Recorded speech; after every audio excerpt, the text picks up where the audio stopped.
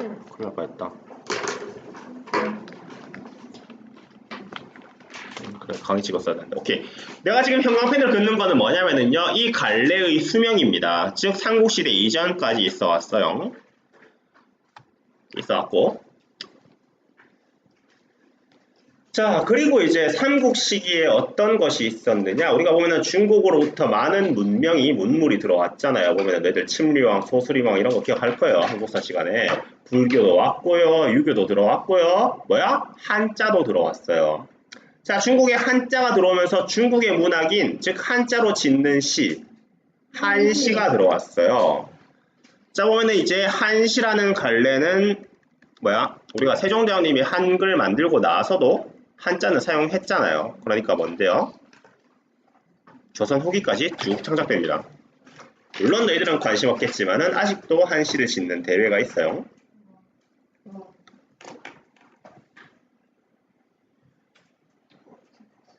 자, 한시가 들어오면서 거기에 대해서 대응하는, 즉 우리 고유의 문학을 만들자라는 움직임이 있었어요. 바로 무엇이냐?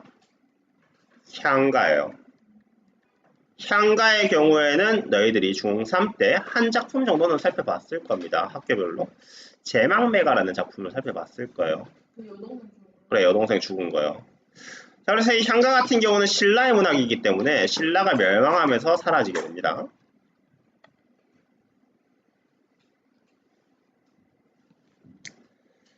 자, 그리고 나서 보면 이제 936년에 후삼국이 통일되고 고려시대가 들어가게 되는데, 고려시대 때의 대표적인 갈래는 두 가지, 바로 뭔데? 고려가요? 맞아요. 고려가요. 그리고 좀 중요성이 떨어지는 경기체가가 있습니다. 일단은 내가 보면 여기 갈래 굉장히 많이 적을 건데, 사실 너희들이 2학기 때 중요한 것은 한 4개의 갈래예요. 알겠습니까? 자, 그래서 이 고려가요 같은 경우는 또 마찬가지로 왜 이러니 이거? 고려시대 때 있었고, 경기체가도 마찬가지로 고려시대 때 있었어요. 근데 직선이 안 꺼지죠?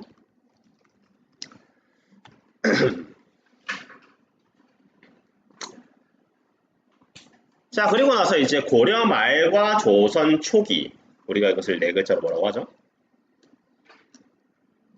고려 말 조선 초. 이미 내가 말하는 것에 다 들어있어요. 고말서초. 여말선초라는 단어를 너희들 머리 털라고 처음 들어봅니까? 인문계 고등학생이? 자, 여튼 여말선초 시기에 굉장히 중요한 갈래가 하나 나오죠. 바로 뭔데요? 시조예요. 시조. 그래서 이 시조는 또 마찬가지로 오늘날까지 창작되고 있습니다.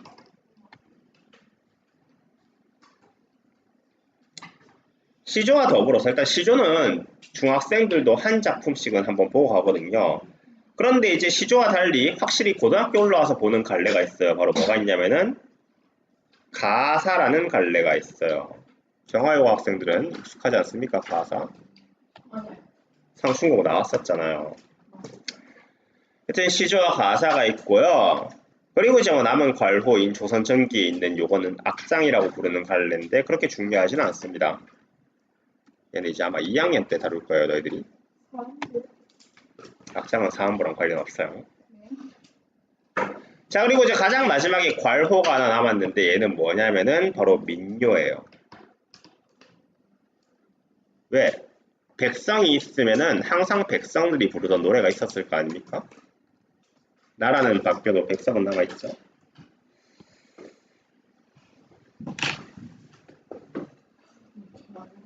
오케이. 이렇게 이제 고전 시가의 갈래를 살펴봤어요. 이러한 갈래들이 있다는 겁니다. 알겠습니까? 그래서 각각의 갈래별 특성을 보되 2학기 때 할 중요한 것들만 좀 위주로 보도록 하겠습니다. 알겠습니까? 중요하지 않은 것들은 내가 좀 설렁설렁 설명을 할 거예요. 넘어갑시다.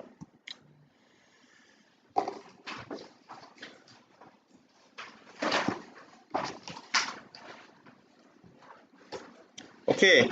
자, 고대가요부터 보도록 하죠. 자, 사실 고대가요 같은 경우는 요 4개의 작품이 전부고 이 4개의 작품을 묶어주기 위해서 설정한 갈래입니다. 알겠습니까? 자, 그래서 보면은 배경설화가 항상 존재하고, 즉 각각의 작품별로 이 작품의 배경이 되는 스토리가 존재한다는 거야. 그리고 이제 한자도 없는 식이죠. 입에서 입으로 구전됩니다. 그러다가 뭐 하는데 한자가 들어오고 나서는 번역이 돼요.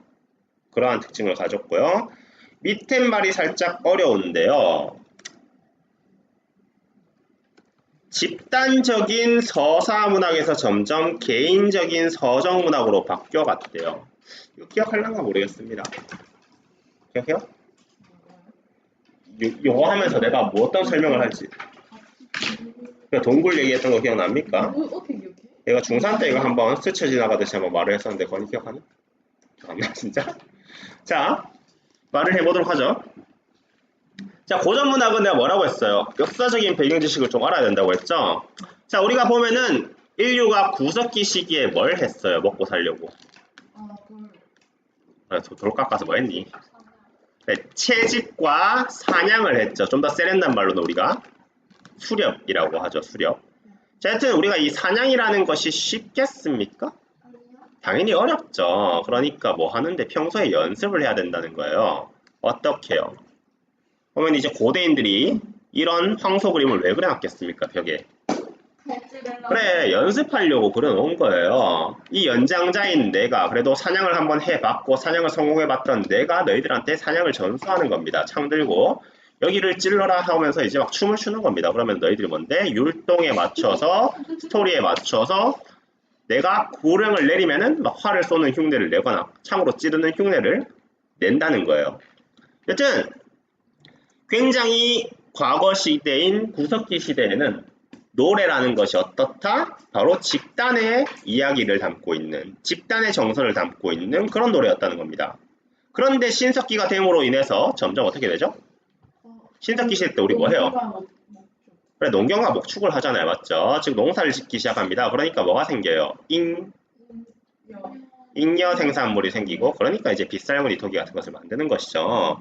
그러니까 잉여 생산물이 생기니까 어때요? 이제 더 이상 내일 뭐 먹을지 걱정 안 해도 돼요. 즉 당장 생존이 문제가 아니라는 겁니다. 그러면 이제 뭔데? 등 따시고 배부르니까 무슨 생각을 하는 거야? 러브. 사랑 생각을 하는 거예요. 왜? 그러면 니들이 어떻게 있어요, 여기에? 자, 그래서 보면은 이제 내가 나의 마음을 걔한테 어떻게 고백을 할까? 라는 그런 생각이 머릿속에 들기 시작한다는 거죠. 즉 노래라는 것이 점점 개인적인 노래로 바뀌게 된다는 거예요. 그래서 밑에 있는 4개의 작품 중에서 바로 무엇? 구지가가 집단적인 노래고요. 나머지 것들은 전부 다 개인적인 노래가 되는 겁니다. 일단은 고대가요 같은 경우는 지금 당장은 중독성이 떨어져요. 이거는 웬만한 학교에서는 2학년 때 할 겁니다. 알겠습니까? 2학년 때 할 것이고 밑에 있는 황조가 굉장히 유명하면서 동시에 이거 스토리가 참 재밌거든요. 집에 가서 꼭 한번 읽어보기 바랍니다. 알겠습니까? 기습 퀴즈. 누가 지었어? 삼국사기. 김부식. 그래, 김부식이 지었어요. 내려갑시다. 자, 향가는 별표를 하나 치죠. 왜요? 중요하니까요. 2학기 때 반드시 한 작품 이상은 다룹니다. 자, 향가에서 향자는 무슨 향자일까요? 고향. 맞아요. 고향의 노래라는 뜻이에요.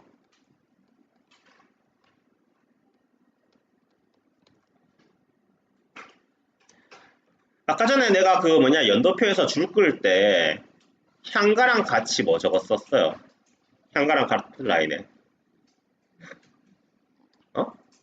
한시 적었었죠. 그러니까 향가라는 갈래는 뭔데 한시라는 갈래에 대해서 반동으로 생긴 거예요. 무슨 말이냐? 한시가 중국에서 들어왔습니다. 오케이. 지금이야 메이드 인 차이나 하면은 뭐야? 안 써. 이런데 옛날이잖아. 즉 중국이 문명의 중심이었어요. 그런 나라에서 왔던 문학이니까 모든 지식인 계층이 한시를 즐깁니다. 그러니까 빈도가 상하잖아요. 우리도 저런 거 만들 수 있을 것 같은데? 라는 생각을 해가지고 이제 어떻게 우리만의 노래를 만들어보자. 우리 고향의 노래, 즉 신라의 노래를 만들어보자라고 해서 만들어진 것이 향가라는 거예요. 알겠습니까? 자, 근데 그런데 아직까지 문자가 없잖아요. 여러분들 이런 거 착각하는 애들이 있던데 문자랑 언어랑 다릅니다. 알겠어요? 세종대왕님 이후에 한국어가 생긴 줄 아는 불쌍한 영혼이 있던데 한국어는 여전히 존재해 왔고요. 다만 뭐야 한국어를 표현할 문자가 없었을 뿐입니다. 알겠습니까? 여튼 한글이 아직 없으니까 뭘 쓰는데 한자를 써요. 한자를 빌리는 표기법을 차자표기법이라고 하고 그 중에서 무엇? 향가를 적을 때 쓴 표기법을 향찰이라고 하는데 이거는 좀 단어를 알아두세요. 알겠습니까? 이 향찰이라는 표기법으로 표기한 누구의 노래? 신라의 노래를 우리가 향가라고 부릅니다. 알겠습니까?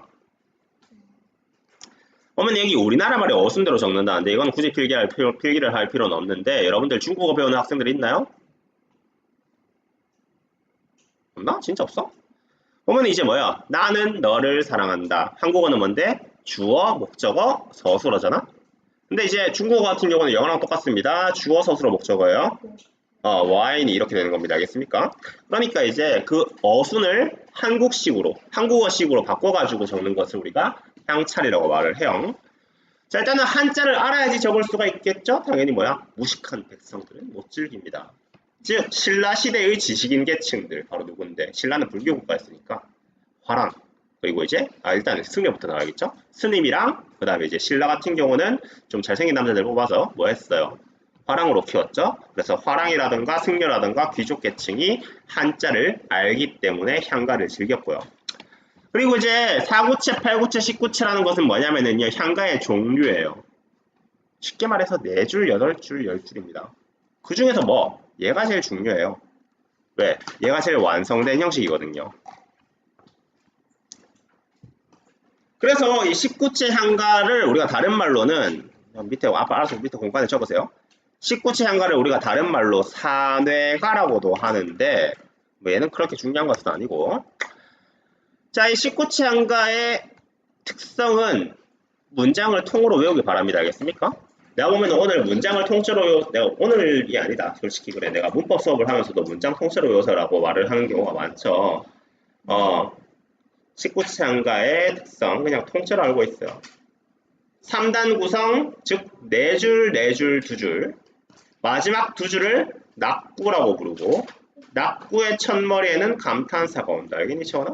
뭔가 기억이 나는 것 같아. 자달라서 이제 너한테 19체 향가의 특성이 뭐야? 라고 물으면은 4, 4, 2, 3단 구성, 마지막 2줄 낙구, 낙구의 첫머리, 감탄사 이렇게 딱 말을 할 수가 있어야 돼요. 알겠습니까? 이렇게 하면 될 것이고요. 밑에 있는 거는 그냥 한번 읽어보면 돼요. 실제로 역사 기록에 향가는 19체 향가는 396명을 지켜 적는다라는 그런 구절이 있긴 한데요. 얘가 뭔지는 공무과 교수님들도 몰라요. 아직 밝혀지지 않았습니다. 알겠습니까? 일단 이거는 이런 데이터 정도만 알면 되고 중요한 건 뭔데? 3단 구성이에요. 알겠어요? 자, 그래서 밑에 있는 서동요 같은 경우는 총 몇 단 구성? 몇 단 구성이란다. 몇 줄? 4줄이죠. 네. 그러니까 몇 구치 한가? 4구치 한가가 됩니다. 알겠습니까? 보면은 배경설화가 이런 배경설화가 있어요. 실제로 삼국유사. 삼국유사 누가 지었어? 예, 얘가 확실히 이래 지었죠. 삼국유사를 보면은 삼국유사 권 2에 어디 있네? 기편에 어디? 무왕조를 보면은 딱 나와 있습니다. 서동이 노래로 선화공주를 얻다 하면서 나와 있어요. 알겠나요? 딱 배경설화가 있다는 겁니다. 참고로 이제 얘 같은 경우는 소리가 재밌으니까 말을 해주자면은 자, 이 서동이라는 존재는 백제 무왕으로서 백제왕이죠. 선화공주는 신라 공주님이에요. 뭐 굉장히 로맨틱하지 않습니까? 국경을 초월한 사람. 그래서 보면 근데 이 러브스토리는 그렇게 로맨틱하지 않아요. 오늘날로 치면 뭔데요? 범죄예요. 범죄. 서동이가 뭐 했는데 신라의 수도 어디야? 젠장 아무도 몰라. 경주 즉 서라벌이죠. 서라벌에 들어가서 서동이가 어떤 유언비어를 퍼뜨리는데 선화공주 얘는 밤마다 남자 만나러 다닌다 이렇게 이제 말을 한 거예요. 그러니까 뭔데요? 아빠가 열받죠. 그래서 선화공주를 내쫓아요. 그때 이제 누가 서동이가 스윗하게 다가와서 갈 곳이 없으십니까? 하면서 이제 지가 해놓고요. 지가 해놓고요. 그렇게 해가지고 이제 둘이가 결혼을 하게 됩니다. 알겠습니까? 여튼 지금 뭐 우스갯소리가 좀 많이 나왔는데 중요한 포인트는 뭐다? 배경설화가 존재한다. 그 배경설화 속에 항상 삽입되어가지고 향가가 있다는 겁니다. 알겠습니까? 아마도 대망매가를 다룰 거고요. 만약에 학교쌤이 좀 짓궂어가지고 프린터물 하나 내준다면은 같은 19치 한가인 이 창기파 한가를 함께 할 것 같아요. 알겠나요? 넘어갑시다.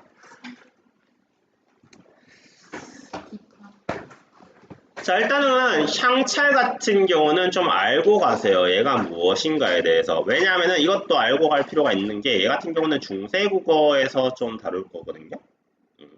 문법에서 한번 다룰 수 있기 때문에 좀 알고 가세요. 자, 일단 향찰이라는 것은 한글 창제 이전의 차자 표기 방식 중에 하나입니다. 즉 글자를, 즉 무슨 글자? 한자를 빌려 적는 표기법 중에 하나거든요. 근데 우리가 한자라는 문자는 표의 문자죠. 무슨 뜻이야? 미나야, 이거 무슨 뜻이야? 응? 아, 진짜. 이 정도 한자도 모른다고? 자, 알겠어. 이거 이 정도는 알아야 된다. 그거 아니에요? 뭐? 그래, 달. 어떻게 읽어요? 달달이야? 달, 월이죠. 보면은 한자라는 것은 뭐가 있어요? 뜻이 있어요.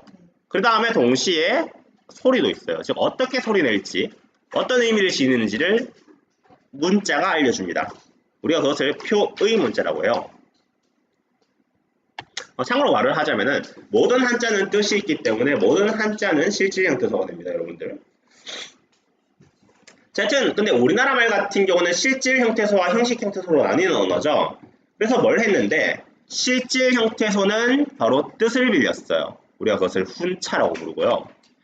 형식 형태소는 음을 빌렸어요. 우리가 그것을 음차라고 합니다. 그래서 떡을 먹어라 라는 우리나라 명령문을 한자로 적고 싶어요. 향찰 표기로 적고 싶다는 겁니다. 이럴 때 어떻게 하느냐? 떡을 먹어라 해서 실질 형태소 뭐 했어, 서쳐? 뭐? 끝이야? 그래. 명사 하나, 어간 하나 있죠? 그럼 나머지 것들은 뭔데? 조사면서 어미죠.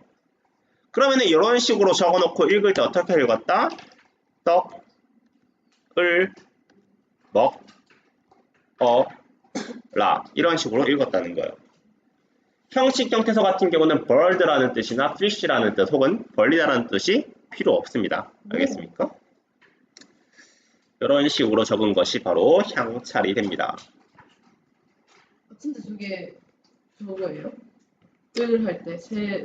이 새는 원래 뜻은 이거입니다. 뜻은 이거예요. bird라는 뜻입니다. bird라는 뜻인데 여기서는 뭐야? 목적격 조사로 쓰인 거죠. 그러니까 이제 새라는 의미는 필요 없어요. 너희들은 앞 페이지로 넘어갈 필요 없습니다. 보면 여기 있잖아요. 맞둥서방님 을이라고 되어 있죠. 남 몰래 결혼하여 두 고 이렇게 되어 있어요. 물론 다 체크하지 않겠습니다. 여기 하나만 더 체크하죠. 이 은자가 실제 뜻은 뭐냐? 숨기다는 뜻이거든요. 근데 여기서는 숨기다는 뜻 필요해? 필요 없어요. 뭐만 빌렸어요? 은만 빌렸어요. 왜? 뭐 표기하려고. 무슨 조사? 보조사. 보조사 은을 표기하기 위한 겁니다. 알겠습니까? 자, 내려갑시다. 우려가요. 그렇지 않고 물어봤어요. 자, 그리고 이제 향가가 끝나고 나서, 즉 신라가 끝나고 나서 고려시대가 되죠. 그리고 이제 고려시대에는 두 가지 갈래가 있습니다. 고려가요와 경기체가. 중에서 경기체가는 2학년 때 할까 말까요. 굉장히 좀 문학적이지 않은 작품들이 많아서 안 가르치고요. 고려가요는요 굉장히 중요하죠. 얘도 별표. 왜? 2학기 때 한 작품은 반드시 합니다. 자, 그래서 고려가요의 주요 특징은 뭔데요? 일단은 향가 누가 즐겼다고? 아니. 한자를 알아야 되잖아. 즉 화랑이나 승려나 귀족층이 즐겼다면은 고려가요는요 백성들이 즐겼어요.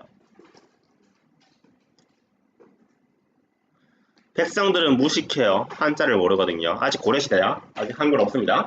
그럴 가운데 구전돼요. 그리고 나서 이제 조선 넘어간 다음에 이제 문자로 기록됐기 때문에 언제 만들었는지 누가 만들었는지 모릅니다. 고려가요 작품 중에서 작가가 남아있는 것은 딱 한 작품밖에 없어요. 자, 그 다음에 이제 고려가요의 음수율은 굉장히 중요하죠. 음보율이랑. 얘도 마찬가지로 뭐야? 문장 통째로 외우세요. 중요해요. 자, 고려가요의 음수율은 3, 3, 2조입니다. 괜찮아요. 앞으로 기억하면 되죠. 332조의 음수율, 다음 3음보의 음보율. 잘한다.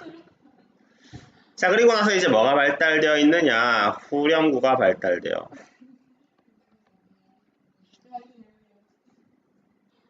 자, 그리고 후렴구가 발달돼서 이제 뭐야? 연과 연이 구별됩니다. 뭔데요?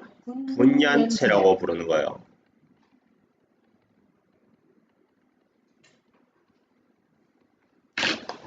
알겠죠, 서준아? 자달라서 고려가요의 형식적인 특성이 뭐야? 라고 물으면은 332조의 음수율, 3음보의 음보율, 후렴구의 발달, 분연체 이거 4개를 말을 해야 돼요. 알겠어요? 똑같아요, 저거는요? 뭘요? 분절체나 분연체나 같은 말입니다. 교재마다 다른 용어를 쓸 수가 있어가지고 둘 다 적어놨어요. 자, 여튼 332조 3음보 후렴구 발달, 분연체, 분절체 이거는 반드시 외워두기 바라고요. 자, 그래서 보면은 백성들이 즐겼다고 했잖아요. 임금님 사랑해요, 나라에 충성할게요 이런 내용이 담기겠습니까? 아니죠. 굉장히 진솔하고 소박하고 어찌 보면 너무 적나라한 것이 나옵니다. 알겠습니까? 적나라하다고요. 다 보여주는, 그러니까 너무 야한 내용도 많이 들어있다는 거예요. 알겠나요? 실제로 하나 얘기를 해주자면은 나는 7차 교육과정에서 공부를 했죠. 내가 고등학교 2학년 때 배웠던 작품 하나가 기억나네요. 쌍화점이라는 작품이 있어요. 쌍화점이라는 이름을 가진 영화도 있습니다. 너희들은 보면 안 돼요. 성인 영화거든요. 여튼 그 쌍화점이 어떤 내용이냐면요. 여러분들 역사 배경 지식을 좀 볼까요? 고려는 이 항구를 통해서 외부의 상인들과 서로 교역을 했죠. 어디요? 고려요? 고려라는 나라는 어떠한 항구를 통해 가지고 아라비아 상인들과도 교류를 했잖아요. 알면 말해봐요. 그래, 병란도죠, 병란도. 그래서 보면 이제 고려의 여인이 이슬람 상인이 운영하는 그런 만두집에 들어갑니다. 만두를 사러 갔죠. 그런데 이제 이슬람 상인이 뭐 해요? 고려 여인의 손목을 딱 잡아요. 그 이후에 어떤 일이 있었을까요? 난 잘 모르겠네요. 여러분들이 상상을 하면 되겠습니다. 그리고 이제 그 여인이 절에 갔어요. 기도를 드리려고. 스님이 또 손목을 딱 잡았대요. 그 이후로 또 어떤 일이 있었을까요? 모르겠네요. 그리고 이제 우물로 가서 물을 기르러 갔는데 다른 남자가 또 손을 잡는 거예요. 그 이후로 어떤 일이 있었을까요? 모르겠네요. 하여튼 그런 내용이 쌍화점의 내용이거든요. 굉장히 어떻습니까? 조선시대 유학자들이 그런 내용을 본다고 생각해봐요. 성리학자들이. 완전 미친 거 아니가? 그런 생각할 거 아니야. 그러니까 이제 조선시대 유학자들이 뭐라고 하는 거야? 이 고려가요는 남녀 상일지사의 내용이 담겨있다. 남녀 사이에 서로 기쁨이 있는 가사가 있다. 그렇기 때문에 사리후제, 가사가 너무 저속해서 씻지 않는다. 이런 식으로 비판을 했습니다. 알겠습니까? 물론 이제 여러분들은 내가 방금 말했던 그런 작품들은 안 배울 거고요. 아마 2학년 때 또 학교쌤이 짓궂다면은 그런 작품 한두 개 알려줄 수도 있어요. 다음은 이제 너희들이 이제 2학기 때 가시리, 청산별곡, 서경별곡 이거 3개는 좀 할 것 같아요. 알겠나요? 그래서 이거 3개는 내가 지금 자료 만들고 있으니까 하면 될 것이고, 밑에 있는 청산별곡 내용을 보지 말고 일단 형식을 보도록 합시다. 이렇게 끈을 그어야 돼요. 살얼이 라따 3음보, 청산에 살얼이 라따, 멀위랑 다래랑 먹고, 청산에 살얼이 라따, 이렇게 어떻게 3음보를 읽어야 돼요. 그리고 이제 음보를 각각 보자면은 3글자, 3글자, 2글자의 반복이 두드러지네요. 3, 3, 2조의 음수율. 그리고 이제 작품의 내용과는 하등 관련 없는 후렴구. 얄리얄리얄라, 샹얄리얄라. 이 후렴구가 왜 있느냐는 작품을 내 작품을 보면서 후렴구가 왜 생겼는지를 따로 말해주도록 하겠습니다. 어쨌든 이 후렴구를 통해서 우리가 알 수 있는 건 뭔데? 연이 나뉘네. 1년, 2년, 9년체가 되는 거예요. 3, 3, 2조 3음보, 후렴구, 분연체, 백성들이 즐겼다. 너무 솔직한 내용이 담겼다. 하여튼 이제 이렇게 보면 될 것이고, 보면 이제 음수율과 음보율이라는 개념이 나오는데 얘는 매우 중요합니다. 알겠어요? 음보율과 음수율은 매우 매우 중요합니다. 다음 주에 얘도 문장 통째로 낼 거예요. 음수율이 무엇인가? 라고만 딱 적어 놓을 겁니다. 음보율이 무엇인가? 라고만 딱 적어 놓을 거예요. 글자 수. 글, 이렇게. 봐봐, 일단. 자, 일단은 우리가 현대시는 현대시라고 하지만 고전시 가는 고전시 가라고 해요. 그 이유가 무엇인데? 가. 노래 있기 때문이에요. 한번 보고 갈까? 개 답답한 거 하나 있습니다. 볼까?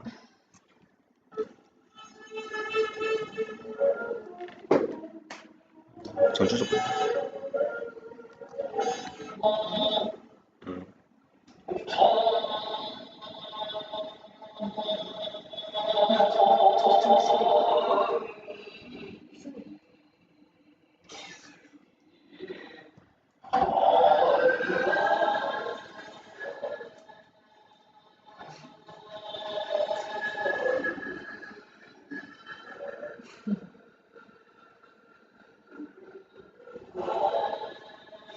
딱 한 행만 볼게요. 한 행만 듣고 치울게요.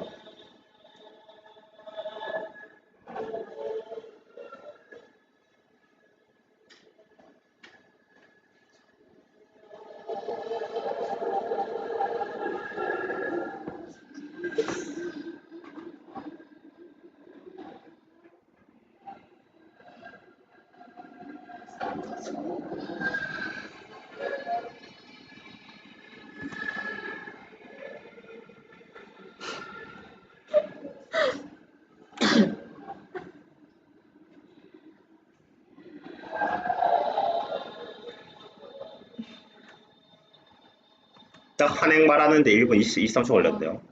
여튼 물론 얘 같은 경우는 시조창이라고 해가지고 악기랑 같이 그런 뭐라고 해야 될까요? 콘서트? 그래, 콘서트의 개념으로 받아들이면 됩니다. 알겠습니까? 조선시대의 콘서트의 개념으로 받아들이면 돼요. 여튼 내가 방금 저걸 보여준 이유는 뭐다? 고전시 가는 가라는 거야. 실제로 노래를 했다는 겁니다. 알겠습니까? 노래를 하려면 뭐가 필요한데? 운율이 필요해요. 리듬감이 필요합니다. 그 리듬감을 만들어주는 게 뭐라고? 음보율과 음수율이에요. 그래서 이 음보율과 음수율이 있으면 또 뭐가 좋냐면요. 기억하기 좋고 새로 만들기 좋습니다. 알겠습니까?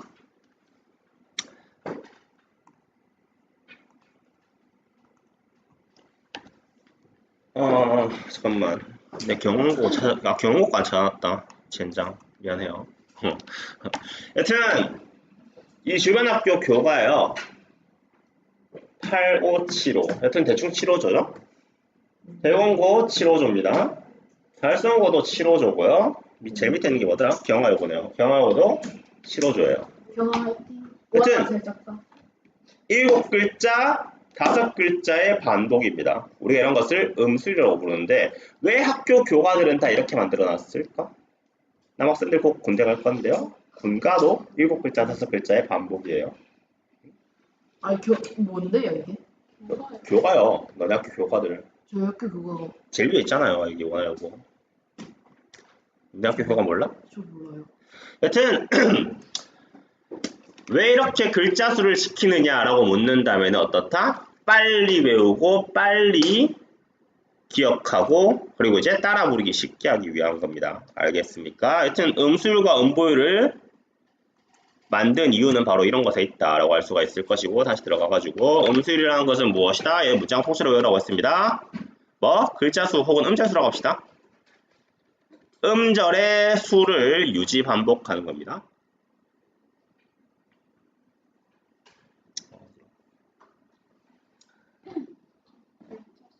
글자 수라고 해도 돼요. 그 다음에 이제 음보율은 이 보자가 무슨 보자냐면은 걸음. 그래 걸음이란 뜻이에요. 즉 한 걸음 내디딜 때마다 이만큼씩 끊어 읽는다는 그런 느낌으로 받아들이면 됩니다. 즉 끊어 읽기예요. 이 끊어 읽기의 단위인 무엇을 음보라는 것을 유지시키고 반복하는 거예요. 음수율은 뭔데? 글자 수를 유지해서 반복하는 것이고 음보율은 음보를 유지해서 반복하는 겁니다. 이런 식으로 알아두길 바라고요. 그래서 김소월의 진달래꽃 굳이 안 적고 갈게요. 나보기가 역겨워 가실 때는 75 말없이 고이보내 들이우리다. 영변의 약산, 진달래꽃. 여기서 나있네요. 여튼 이런 식으로 이제 7글자, 5글자가 반복되는 그런 경향성이 있고, 우리가 이것을 뭐라고 부르는데, 니들은 적어 놓으세요. 7호7호조라고 합니다. 알겠습니까? 여기 7호조라고 적어 놓으세요. 우리가 보통 이렇게 읽어야 됩니다. 7호조의 음수율. 보통 이제 점을 이 중간에 찍으면 돼요. 7, 5조 할 때. 그리고 이제 고려가요는 음수율이 어떻게 된다고 했다? 3, 3이라고 했어요. 가실이 있고, 발이고, 가실이 있고, 3, 3이죠. 시조는요, 뒤에서 할 거지만은 3, 4조나 4, 4조입니다. 이 몸이 죽고 죽어, 앞에 내 손가락을 보세요. 이 몸이 죽고 죽어, 100번 고쳐 죽어, 백골이 진토되어 넋이라도 있고 없고. 이런 식으로 해석하면 됩니다. 임향한 일편단심이야, 가실줄이 이시랴 3이네요. 오케이. 이런 식으로 이제 글자 수를 반복하는 것을 뭐라고 한다? 음수율이라고 한다. 보율은 끊을기의 단위다. 자보기가 역겨워 가실 때에는 말없이 고이곤에 들이우리다. 가실이 있고, 빨이고 가실이 있고. 김소월의 진달래꽃이나 고려가요는 3음보. 시조는 4음보. 수업을 하면서 느낀 건데 3음보랑 4음보밖에 없는데 이거 두 개를 도대체 왜 헷갈려하는지 모르겠어요. 이 몸이 죽고 죽어 100번 고쳐 죽어, 백골이 진토되어 넋이라도 있고 없고. 여튼 음보율과 음수율은 고전시가 공부하면서 굉장히 중요한 거니까 반드시 머릿속에 집어넣기 바랍니다. 알겠습니까? 넘어갑시다.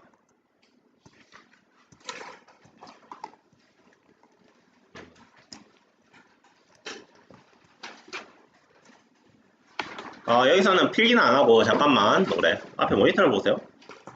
그 음보율과 음수율에 대해서 솔직히 알 필요는 없지만은 어디 가서 자랑하기 좋은 그런 잡지식을 하나 좀 알려줄게요. 너희들 이것도 이제 중3 때 수업 열심히 들은 아이들은 내가 이런 거 한번 얘기를 해준 적이 있는데 기억을 하려나 모르겠어요.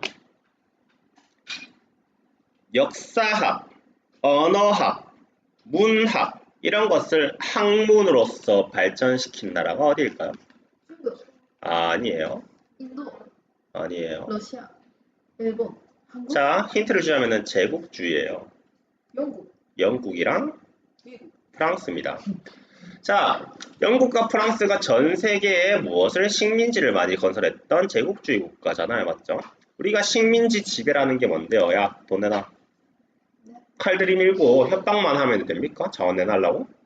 아니거든요. 식민지를 지배하고 식민지를 경영하려면은 그 나라의 언어, 문화, 역사, 문학, 예술을 알아야지 쉽게 지배를 할 수가 있겠죠. 그러니까 이제 영국과 프랑스에서 이러한 것들이 학문으로서 발전되기 시작한 거예요. 우리나라 누가 지배했죠? 일본이 지배했죠.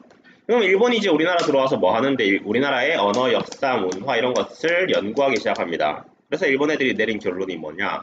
한국의 문학은 글자 수가 반복된다. 음수율이라는 결론을 내렸어요.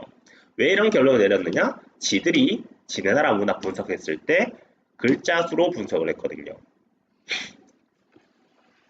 자, 그런데 너희들이 방금 이 교과들을 보면 알겠지만은요. 각 중간중간에 이렇게 빵꾸 나는 게 있어요. 8글자, 6글자, 뭐 8글자, 6글자 이런 식으로. 왜 그렇느냐? 왜 그렇느냐? 이거는 이제 한글과 일본 문자 뭐라고 하니? 히라가나, 가타카나의 차이점 때문입니다. 알겠습니까? 히라가나, 가타카나 다 적을 줄 알아? 카행 한번 적어볼까요? 카, 히, 쿠, 게, 코. 자, 위에는 한글로 적을게요. 자, 같은 이름절인데 어디까지가 자음이죠? 한글은? 히읗까지가 자음인 거 보여요? 어디까지가 자음이죠? 몰라요. 알 수 없습니다. 즉, 히라가나, 가타카나 같은 경우는 음절 미만으로 쪼갤 수 없어요. 우리나라 말은요, 음절 미만, 즉 음소로 쪼갤 수가 있습니다. 그렇지 않습니까? 그러니까 한국어는 이런 기교가 가능해요. 시험지 3음절이네요. 2음절로 줄여볼까요? 시험지로 줄일 수가 있죠. 원하면은 늘릴 수도 있겠죠. 자, 보통 이러한 기교가 가능하다 보니까 일본의 문학과는 다르게 글자 수가 철저하게 지켜지지 않습니다. 그러니까 이제 한국의 연구자들이 뭘 생각을 한 거야? 일본 애들이 들고 온 음술보다 좀 더 정확한 걸 찾아보자. 라고 해서 찾아온 것이 우리나라 전통의 민요 아리랑을 분석하면서 3번 끊을래? 날 좀 보소, 날 좀 보소, 날 좀 보소 이런 식으로 자, 3번 끊을는 것을 확인을 했네? 음보일이라는 개념을 도입한 거예요. 알겠습니까? 그러한 연구들이 축적되어서 너희들한테 무엇을 가르친다? 음술과 음보일 2개를 가르치는 겁니다. 알겠습니까? 자, 진짜 다음 페이지로 넘어가자. 경기체가 중요하지 않아요. 이거 2학년 때 다룰 수도 있고 안 다룰 수도 있는 그런 작품이니까 넘어가도록 할게요. 밑에 나오는 악장과 언해도 집에 가서 읽어는 보세요. 다음 주에 절대 시험에 되지 않겠습니다. 알겠습니까? 얘는? 읽어나 보라고. 다만 한시는 한두 작품 나올 수 있으니까 얘는 좀 짚고 갈게요. 자, 한시 같은 경우는 중국의 문학이라고 했죠. 그런데도 불구하고 우리나라 사람이 우리나라의 정서를 담아서 지으면 그것을 우리나라 문학이라고 봅니다. 알겠습니까? 그래서 한시 같은 경우는 특유의 용어가 존재해요. 절구와 율시입니다. 쉽게 말해서 사행팔행이에요. 알겠어요? 밑에 정지상의 송인이라는 작품, 즉 사랑하는 사람을 떠나보낸다라는 그런 의미를 지니고 있거든요. 몇 줄이야? 그러니까 뭐겠어?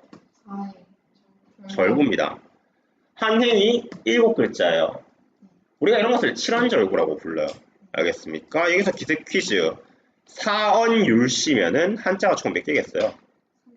그래, 8, 4, 32가 된다는 겁니다. 알겠습니까?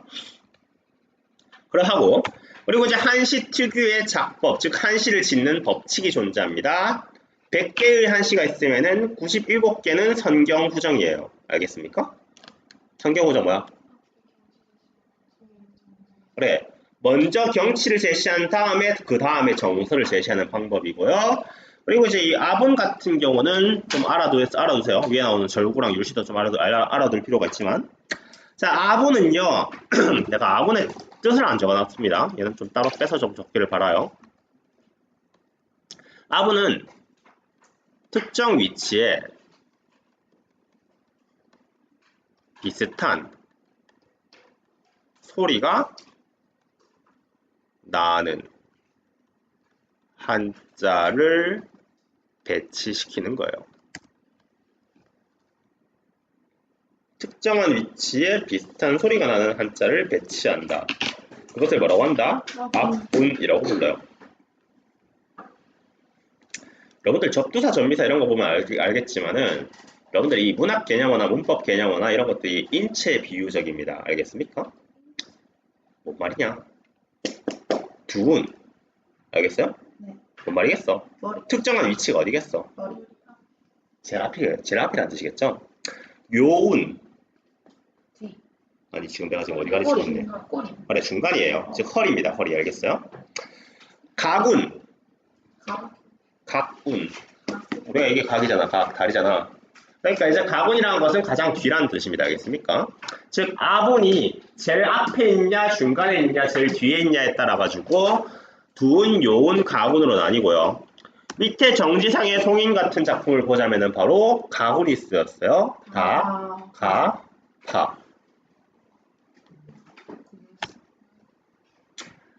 이 정지상의 송이는 굉장히 좀 감동적인 작품이니까 집에서 한번 읽어보기 바랍니다. 읽어보시고요. 내려갑시다. 시조는 별표를 100개 쳐넣죠?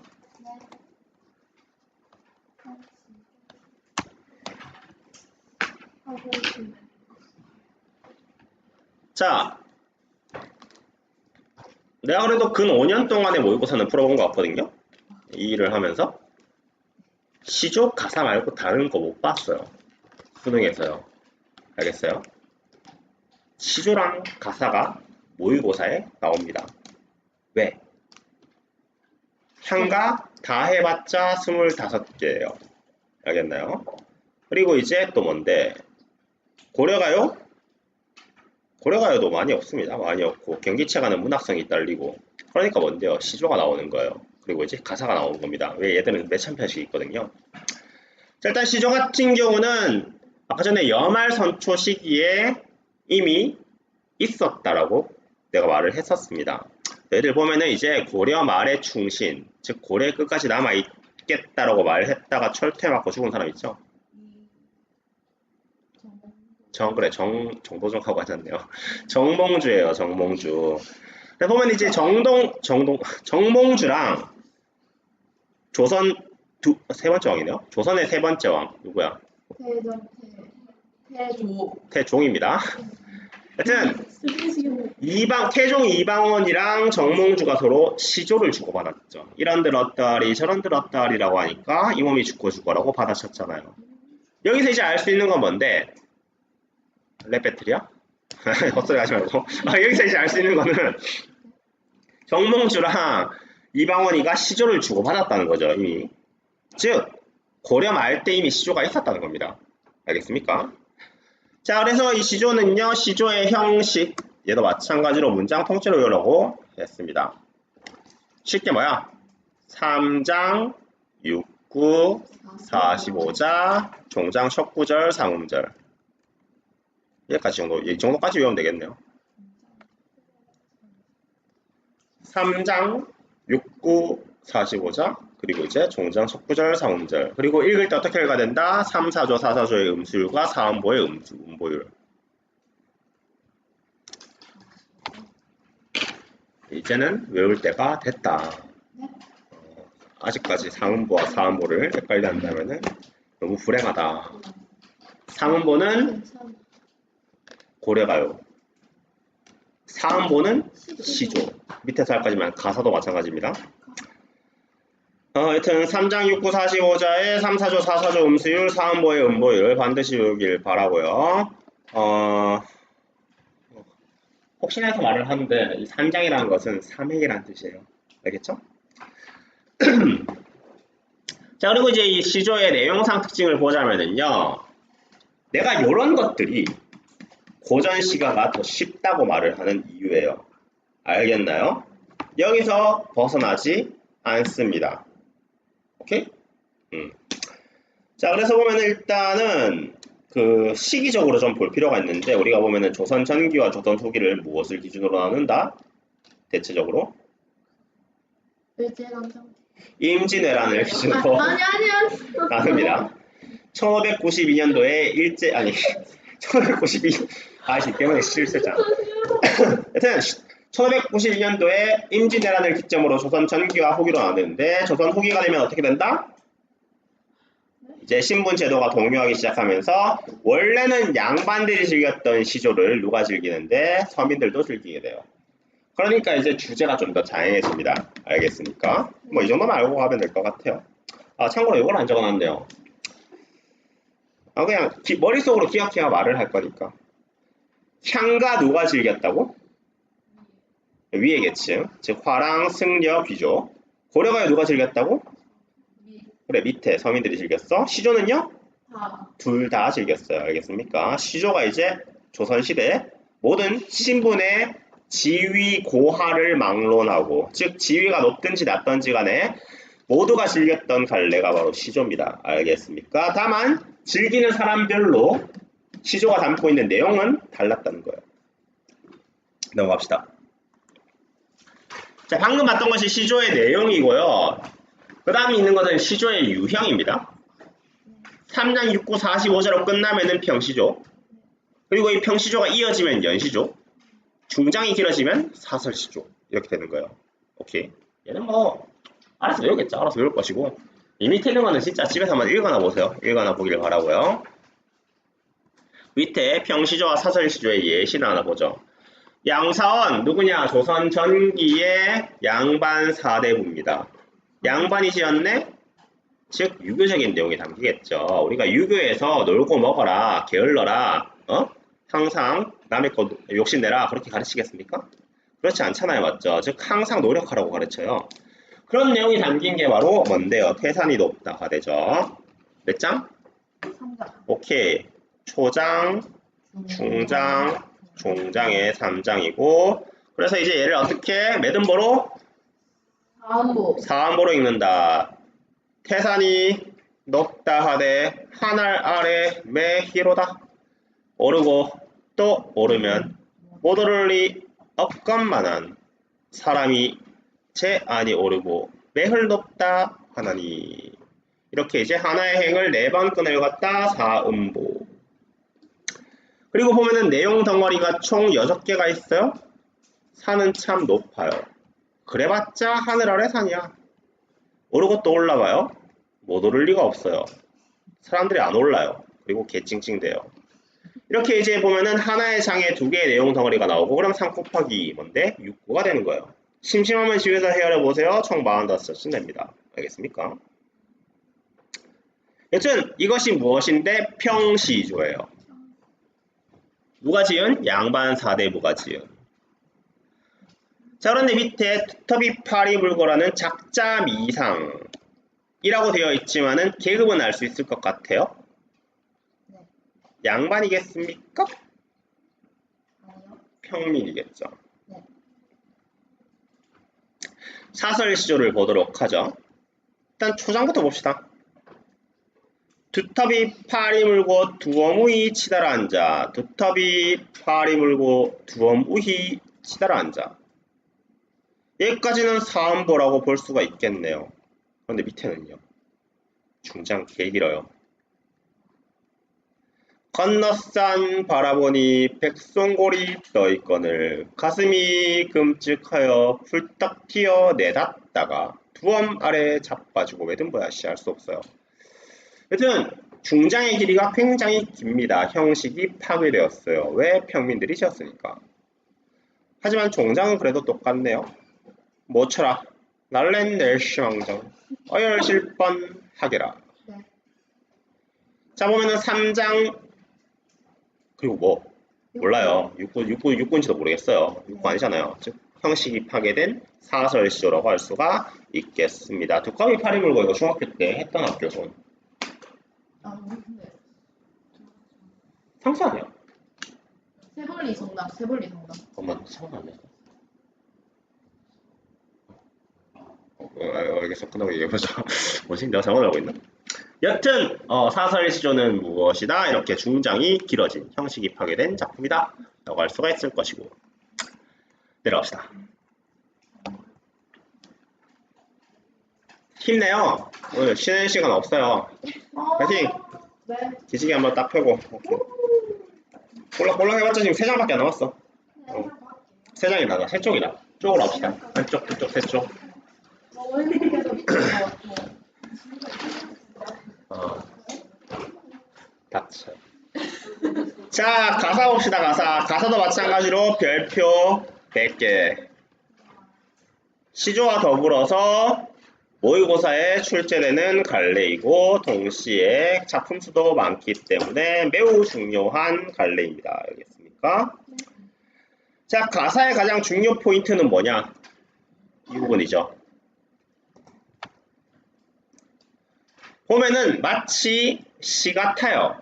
그러니까 뭔데요? 리듬감이 느껴진다는 겁니다. 그런데 담고 있는 내용은 뭐다? 산문적이라는 겁니다. 어디 놀러 갔던 이야기, 콘서트 갔던 이야기 이런 식으로 해가지고 어디 놀러 갔던 이야기라던가 어디 여행 갔던 이야기 그런 것들을 담고 있는 작품이 많다는 겁니다. 즉 운문과 산문의 중간 형태예요. 알겠어요? 그래서 이 가사가 운문스럽다. 즉 시의 형식을 띠고 있다. 시조의 형식을 띠고 있다는 것을 뭘 통해서 알 수가 있는데 음수율과 음보율이에요. 똑같거든요? 음보율은 뭐겠어? 매듭보, 사음보가 됩니다. 그리고 이제 음수율은요? 3, 4, 5, 4, 4가 되겠죠? 3, 4조나 4, 4조의 음수율과 사음보의 음보율을 지키고 다만 시조는 몇 행 안에 끝내야 되죠? 3행 안에 끝내야 되겠죠? 왜? 3장이니까 그런데 가사는요, 자기가 하고자 하는 말을 무한히 쓸 수 있습니다. 즉, 행의 제한이 없어요. 이걸 좀 적어놨어야 되는데 안 적어놨는데요. 위에 따로 적어놓으세요. 행의 제한이 없음. 특징에다 적어놔야겠죠? 행의 제한이 없긴 한데요. 가장 마지막 행은 대체적으로 시조의 종장과 똑같이 가져가는 편이 많습니다. 3543으로 끝나는 경우가 좀 많아요. 그래서 3543으로 끝나는 가사를 우리가 뭐라고 하냐면요. 정격 가사라고 부르고요. 그렇게 끝나지 않는 가사를 뭐라고 부르냐면은 변격 가사라고 부릅니다.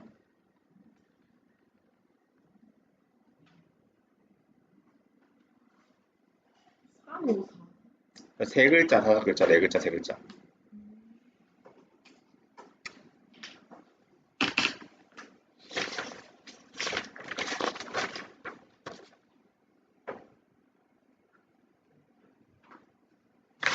오케이.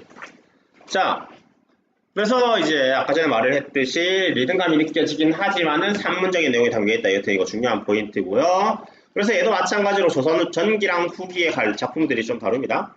전기에는요, 가사를 대체적으로 양반들이 즐겼기 때문에 임금님 너무 좋아, 나라에 충성할 거야, 나는 자연에서 행복해, 이런 것들이 많이 담겼고, 조선 후기는요, 이제 평민들이 짓다 보니까 이제 솔직한 자기의 삶에 대해서 드러내기 시작합니다.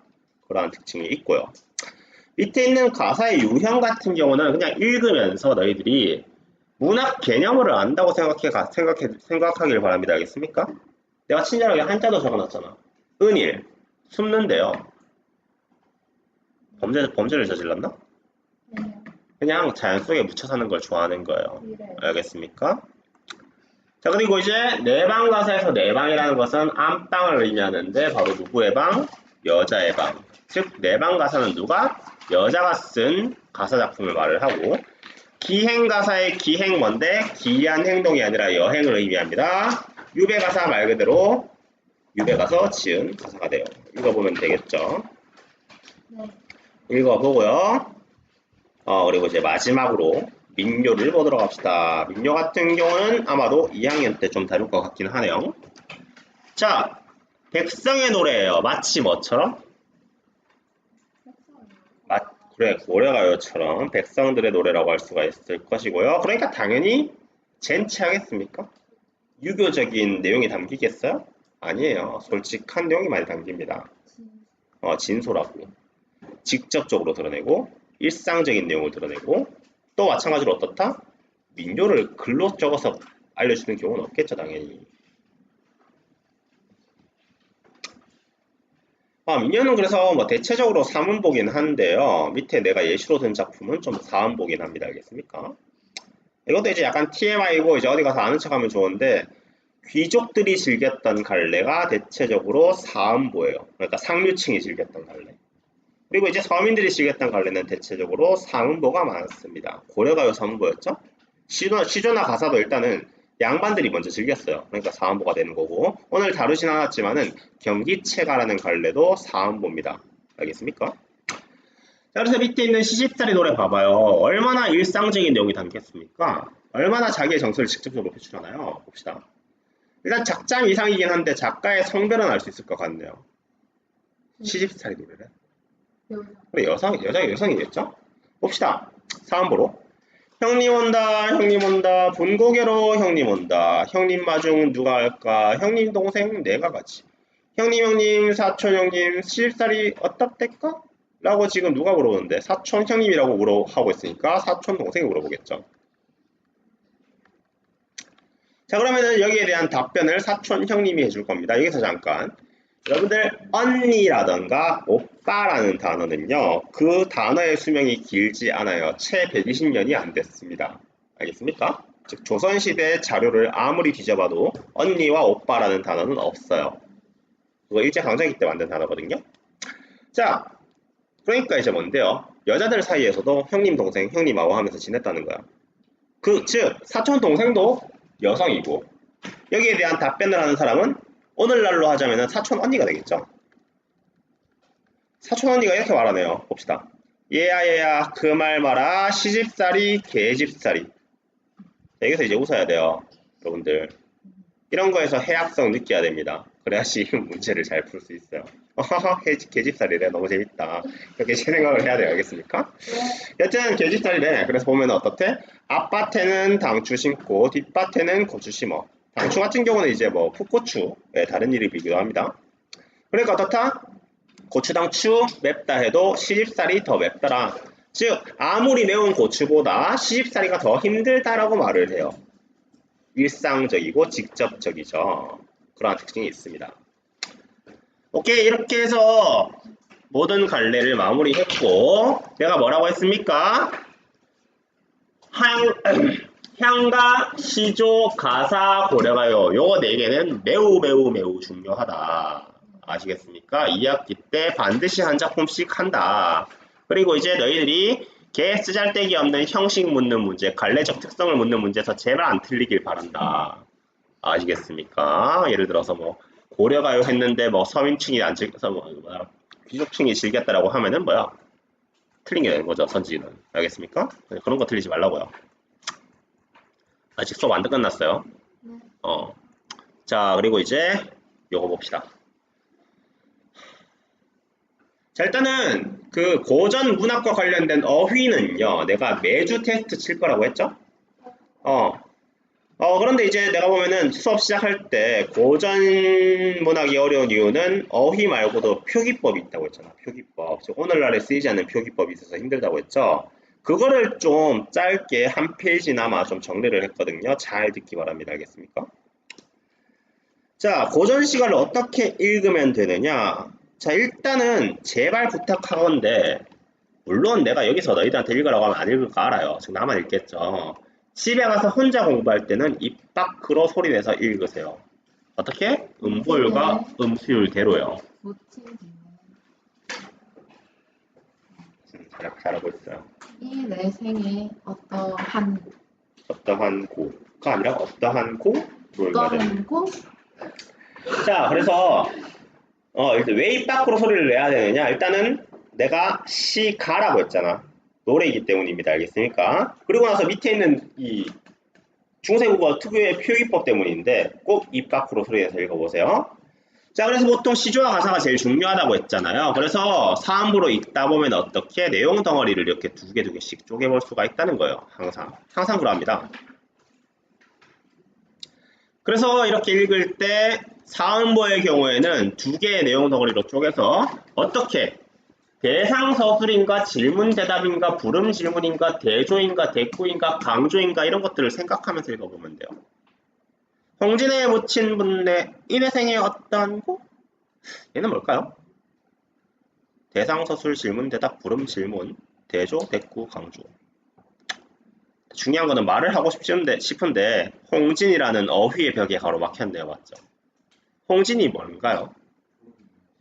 맞아요. 무슨 뜻인데요? 세속이에요. 어떻게 알았어요? 알겠어요. 기억력이 참 좋네요. 네.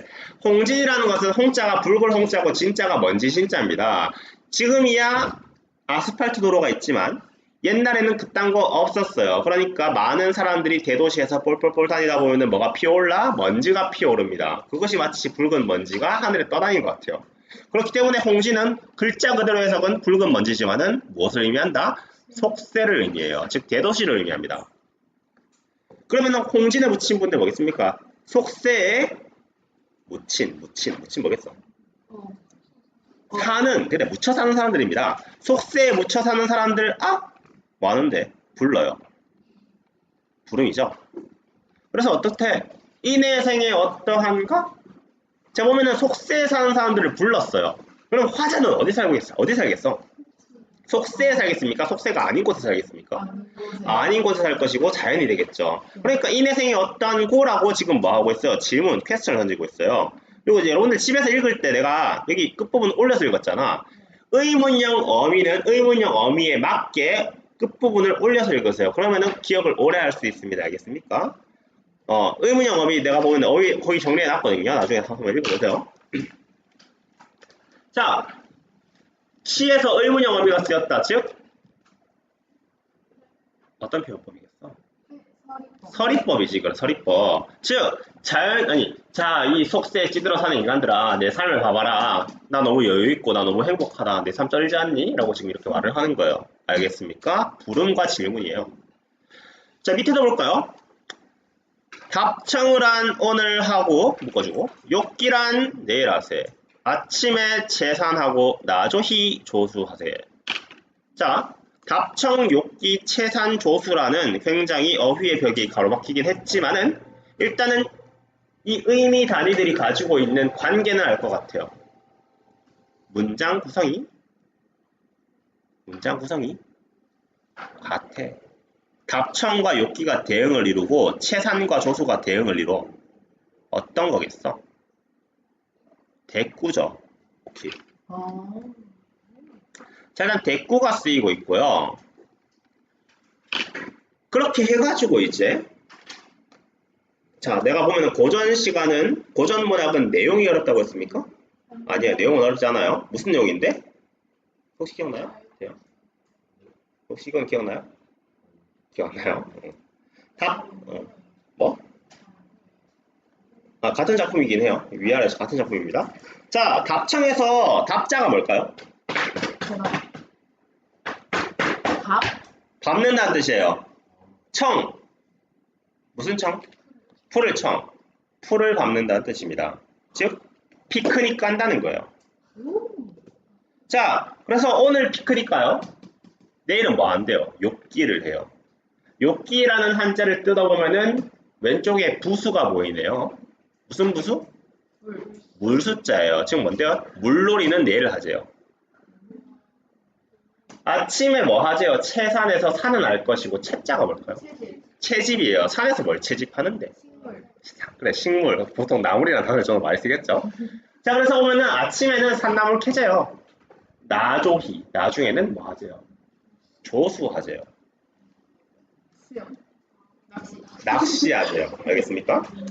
그러니까 뭐야? 그냥 놀러 가자예요. 알겠나요? 내용 자체는 어렵지 않습니다. 알겠습니까? 내려갑시다.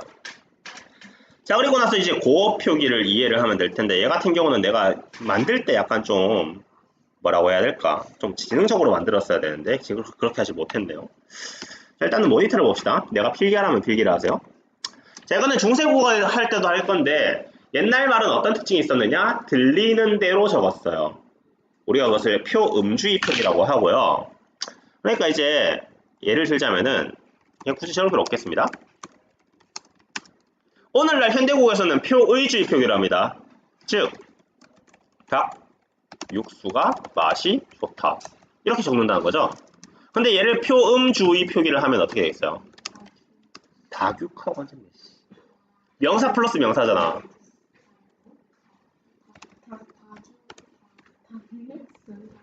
니은 첨가해야 되잖아. 닭육수가 맛이 좋다. 이런 식으로 적겠죠. 그렇지 않겠습니까? 자, 그런데 만약에 요딴 식으로 적혀 있어요.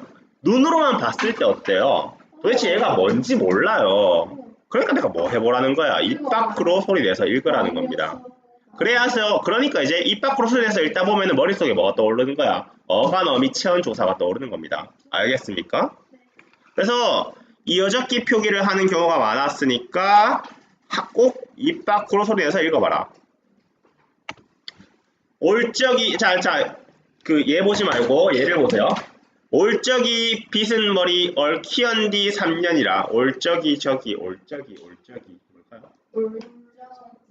자, 어릴 적에 우리 이런 말을 하죠. 올적에입니다. 올적에. 올적에. 즉 얘를 형태소 분석하면은 뭐야? 의존명사 적에다가 부사격 조사 에가 붙은 거죠. 즉 내가 시적 화자가 여기 올 때 빗은 뭐겠습니까? 그래, 빗 플러스 은이겠죠. 즉 내가 여기 올 때 빗었던 머리가 헝클어진 지가 벌써 3년이 넘었다는 거예요. 자, 보면은 그래, 보통 여학생들은 그래, 여고 애들은 등교할 때 화장 안 한다며 라고 하던데요. 보여줄 사람이 없기 때문에. 뭔 말이냐? 시적 화자가 임과 이별한 지 3년 넘어서 지금 머리 안 빗은 지 3년 넘었다라고 말을 하는 겁니다. 알겠습니까? 여튼 바로 이 부분이 뭔데요? 이어적기 표기를 한 부분이에요. 그러니까 뭐 해라? 입 밖으로 소리내서 읽어라. 그러면은 체온조사 어원 어미를 알 수가 있더라 라는 겁니다. 알겠습니까? 넘어갑시다. 자, 그 다음 얘도 보도록 하죠. 자, 보면은 너희들 중학교 2학년 때 한글 창자 맞나? 한글 창자하면서 혼민정음 배웠잖아요. 맞죠? 보면은 아래 아라는 의문이 있었어요. 기억납니까? 네. 이 아래 아를 어떻게 읽어야 되나요? 라는 질문이 굉장히 많아요. 아 또는 으로 읽으면 되는데 구체적으로 하자면은 첫 음절. 즉 첫 번째 음절에서는 아로 읽고요. 첫 음절이 아닌 경우. 첫 음절이 아닌 경우는 으나 이로 한번 읽어보면 됩니다. 알겠습니까? 네. 책실놀이를 한번 해볼게요. 자, 그래서 보자. 4번으로 한번 끊어놓을게요. 각신님, 와, 나, 셔. 오케이.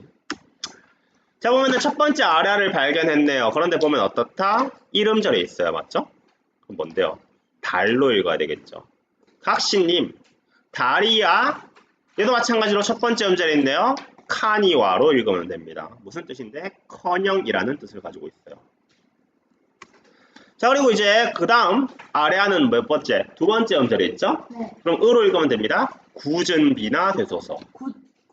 여기서는 이제 이어적기 표기가 또 쓰였죠? 굿은이 되겠죠? 네. 각신님, 달도 좋지만 굳은 비가 되세요 라고 이렇게 말을 하는 부분이에요. 자, 그리고 나서 이제 오늘날 어두자음군이 없었는데 옛날에는 어두자음군이 있었어요. 여러분들 현대국어에서 자음군이라는 것은 어디에만 존재합니까? 그 겹받침이 어디에 존재하는 건데? 초성, 중성, 종성에서 종성에 존재하죠. 받침 자리에만 있습니다. 그런데 중세국어 시기에는 어두, 즉 단어의 첫머리에 자음의 무리가 올 수 있었고요. 얘는 어떻게 읽어야 되나요? 된소리로 읽으세요. 뒤에 놈을 된소리로 발음하면 됩니다. 자, 봅시다. 작은 것이 높이 떠서가 되겠죠. 만물을 다 비치니. 일단 앞에 나오는 작은 것이 높이 이거 세 가지 전부 다 뭔데? 이어적기 표기죠. 그러니까 입 밖으로 소리내서 읽어보라는 거야. 눈으로만 봤을 때 얘가 스몰인지 어떻게 알겠어요? 작은 것이 높이 떠서 만물을 다 비춘다. 혹시 뭘 것 같습니까? 작은 게 높게 떠가지고 만물을 비춘다. 달. 일단 달로 보면 됩니다. 알겠습니까? 달이에요. 달. 달을 지칭하는 겁니다. 일단 내려가고 그 다음 또 봅시다. 자, 지금 뭐 했어? 이어적기 표기 하나 했었고 또 뭐 있다고? 아래하는 아나 으로 읽어라. 그리고 이제 어두장구는 된소리를 읽어라. 세 가지 했었고요. 그 다음 또 특징이 뭔데요? 구개음화가 없었어요.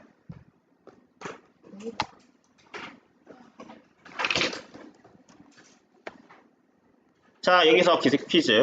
현대국어 구개음화 언제 일어나죠? 자신 있는 사람 말해봐요. 앞말이? 디귿 형식 형태에서 이나 번모음 이를 만났을 때 지읒으로 말할 수 있어요. 오케이. 디귿디귿인 형태소가 형식 형태소 이나 반모음 이를 만났을 때 일어나죠. 일단 뭐 전체 내용을 다 적을 필요는 없고 현대국어 구개음화는 그럼 뭐야? 형태소끼리 만날 때 일어납니다. 그렇지 않나요? 그런데 중세국어에서는요. 한 형태소 내부에서도 일어났습니다. 이런 차이가 있어요. 그래서 좀 더 구체적으로 디테일하게 말하자면은 중세국어 구개음화가 17, 18세기에 일어났거든요. 그러니까 그 이전에 쓰인 작품들은 구개음화가 적용되지 않았어요. 그러니까 오늘날 지읒으로 적을 것들을 전부 다 디귿티귿으로 적어놨다는 겁니다. 그러니까 디귿티귿이 모음이나 반모음이랑 함께 있을 때는 여러분들이 뭘 해라? 의심을 하고 지읒으로 바꿔야 돼요. 봅시다. 때가는 여각시 본뜻도 한여이고 천상배곡경을 어찌하여 니별하고. 때가는 뭐야? 저기 가는 이죠. 저각시 저각시예요. 천상 내가 보면 하늘이라고 바꿔놨는데 얘를 한자로 하면은 천상이죠. 천상. 천상 천상. 어찌하야 어찌하여 이렇게 이해를 하면 되겠습니다. 알겠습니까? 즉 디귿티귿이 모음이나 반모음이랑 함께 있을 때는 지읒치읒으로 바꿔서 한번 생각을 해보면 돼요. 오케이. 이렇게 하면 될 것이고요. 그리고 그 밑에 두음 법칙이 없었대요. 오늘날에는 두음 법칙을 적용하잖아요. 네. 아무도 노동자라고 안 해요. 노동자라고 하죠. 이런 식으로 이제 두음 법칙을 적용하는데 옛날에는 그게 없었다는 겁니다. 어떤 부분을 체크하면 되겠습니까? 이별. 이별이죠. 이별. 오늘날에는 이별이니까.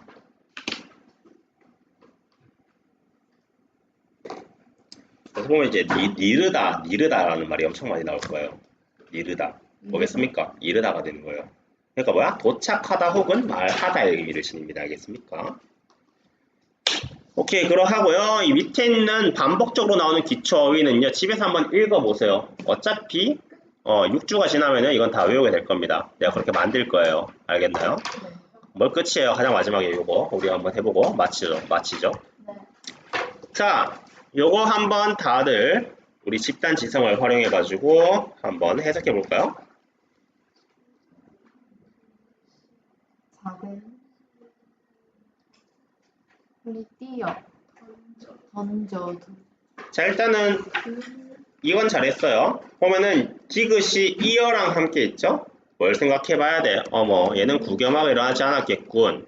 이라고 생각을 해볼 것이고, 던져두고 뭘까? 던져둔다는 뜻이에요.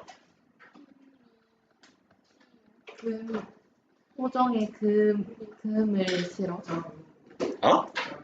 우물은 아니에요. 금을 실어. 작은 배입니다. 오케이.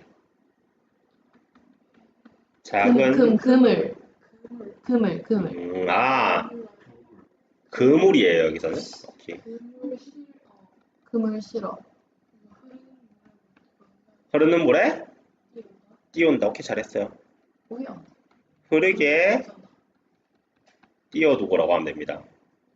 그러니까 여기 그래. 혹시 금 플러스 을이라고 생각했습니까? 네. 오케이. 얘는 좀씩 하나 씻고 가야 되겠네요. 필기를 하나 더 하죠, 뭐.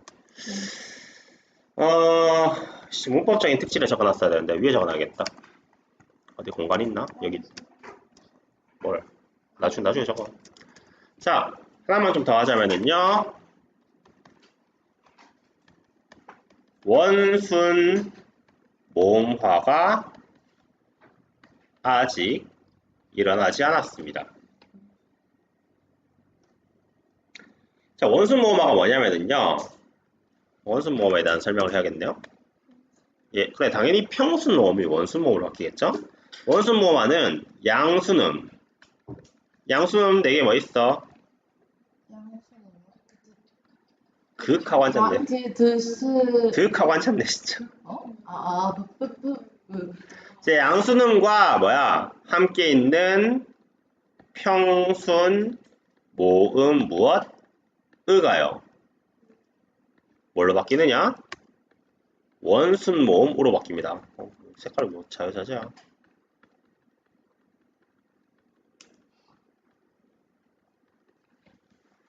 양순음과 함께 존재하는 평순 모음들이 전부 다 원순 모음으로 바뀌는 것을 우리가 원순 모음화라고 하고, 중세국어 시기에는 이것이 아직 일어나지 않았어요. 그래서 이제 예시를 하나 적어보자면은요, 중세국어 시기에는 이렇게 적었다는 겁니다. 물. 오늘날 뭐가 되는데? 물이 돼요. 참고로 이거는 중세국어 할 때 한번 말할 거지만은 요 표기는요, 왼쪽에서 오른쪽으로 바뀌었다라는 의미를 가지고 있습니다. 풀, 뭐겠어요? 네, 풀이 됩니다. 알겠습니까? 이런 예시들이 존재해요.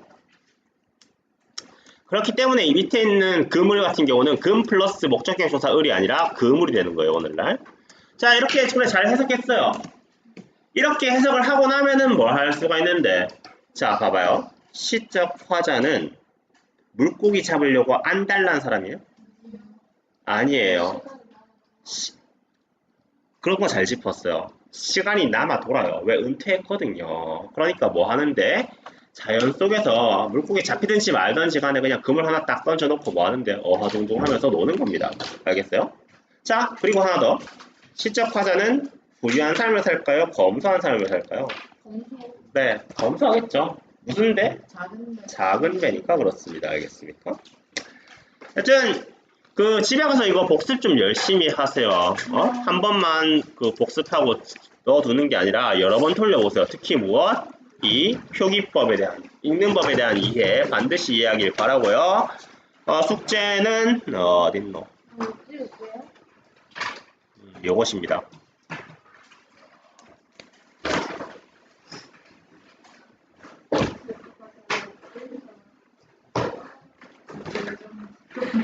오케이, 수고하셨고요. 가와도 됩니다.